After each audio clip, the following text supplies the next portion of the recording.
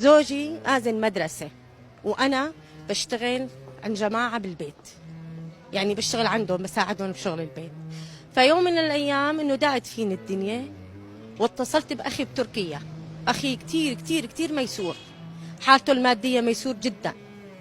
فعم احكي إنه هذا وضعي، إذا في مجال إنك تساعدني تتحنن علي شو اللي بدك إياه. فبنته بتقول أنا بس يجي أبي بقول له إنه عمتي اتصلت وبدها تحكي معه. تاني يوم بنتي ما تسمعني المقاطع، فقال لها خالك رد لنا، قلت لي لا أمي تاري بنتي عم تخبي علي مشان إنه ما تصدمني. أنا عندي بنت بتدرس دكتورة مخبر سنة ثالثة.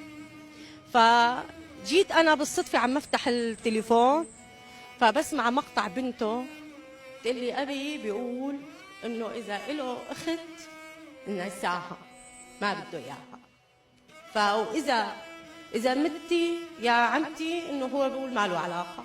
فقلت لها قولي لأبوك مثل هو ما له عم يحكي إنه إذا هو إله أخت ونساها، أنا إذا متت حتى الفاتحة لا يقرأ لي إياها.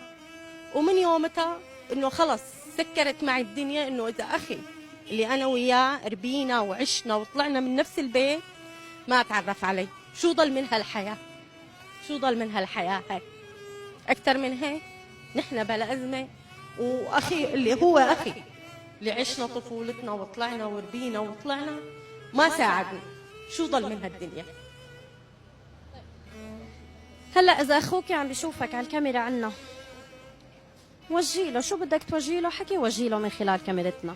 شو ما كان أحكي، شو ما كان يطلع أرجى منك إنه إذا هو بيقول إن أنا إلي أخت فأنا يفضل مثل ما حكى أنا كمان نسيانته مالي أخذ هالدنيا. هو اللي أسالي قلبي، هو اللي خلالي ردة الفعل هاي، لأنه هو عايش بتركيا ومعاه مصاري. إذا يمكن بعت لي بالشهر 100,000 ليرة سوري، هي هسه ما رح تسند 100,000 هون، بس معلش شوي بتعين، ما رح تكسره. السمك اللي بحطه على الفيس والمطاعم اللي بيقعد فيها ما رح تكسره هال100,000. وأنا ما طلبت المستحيل، طلبت إني بس أنسته وها هي وبس من هالدنيا. أنا ينسى إنه إله أخت هون بس، هذا